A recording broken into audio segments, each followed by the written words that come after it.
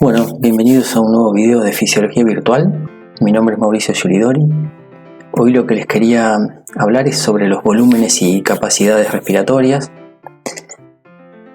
En este caso, fíjense, en el eje horizontal tenemos el tiempo y en el vertical el volumen. El volumen tidal o volumen corriente es el volumen de aire que expiramos en cada movimiento respiratorio en reposo. Si a ese aire que nosotros expiramos, hacemos una respiración normal, una inspiración normal, toda la cantidad extra de aire que se puede inspirar con inspiración forzada máxima sería el volumen de reserva inspiratoria. Esa última parte de aire es entonces el volumen de reserva inspiratoria. El volumen de reserva expiratoria es la cantidad de aire extra que se puede eliminar de los pulmones con una expiración forzada una vez que terminamos de eliminar el volumen tidal. O sea, expiro normalmente, todo el aire ese extra que se puede eliminar después es el volumen de reserva expiratoria. Y siempre queda una parte o una fracción de aire en los pulmones que no se puede eliminar, que es lo que se conoce como volumen de residual. Las capacidades respiratorias que son la combinación, se obtienen por combinación de distintos volúmenes. Entonces fíjense, tenemos un volumen tidal.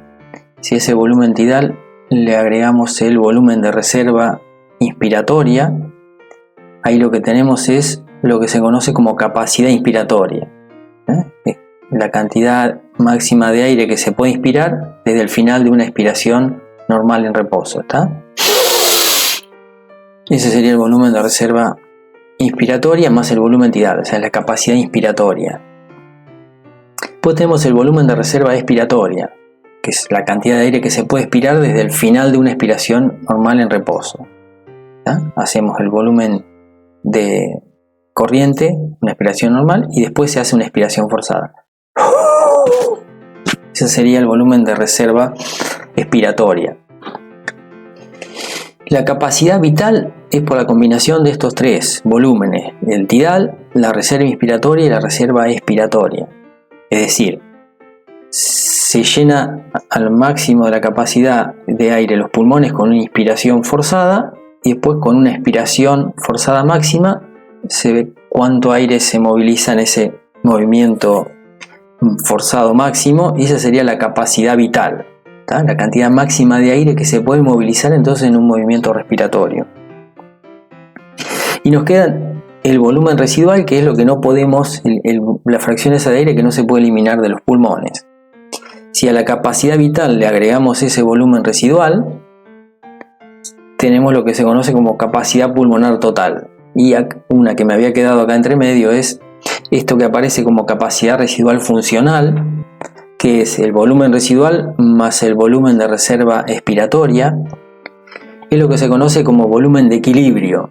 Es el volumen de aire que hay en los pulmones y que depende de en qué punto se equilibran la fuerza de retracción pulmonar que tiende a colapsar los pulmones y la fuerza de expansión torácica que tiende a agrandar la cavidad torácica. Entonces, cuando esas dos fuerzas que cada una tira en un sentido diferente, o sea, la caja torácica tira hacia afuera, tiende a expandirse y los pulmones tienden a colapsarse, o tiran hacia adentro, cuando se logra ese equilibrio, ahí se determina la capacidad residual funcional, que estaba compuesto entonces por el volumen residual y el volumen de reserva expiratoria.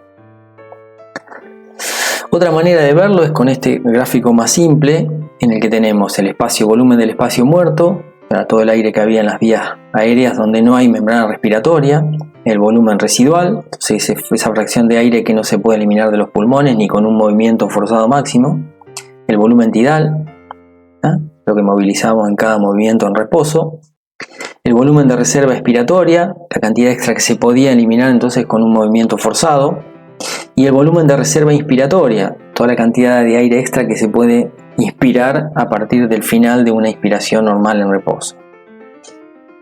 Entonces, si empezamos a combinar en este esquema, podemos llegar a tener las capacidades respiratorias. La capacidad residual funcional era el volumen tidal más el de reserva expiratoria. La capacidad inspiratoria entonces estaba formada por el volumen tidal y el volumen de reserva inspiratoria. La capacidad vital era la cantidad máxima de aire que se podía movilizar en un movimiento respiratorio, entonces teníamos el volumen tidal, el de reserva expiratoria y el de reserva inspiratoria.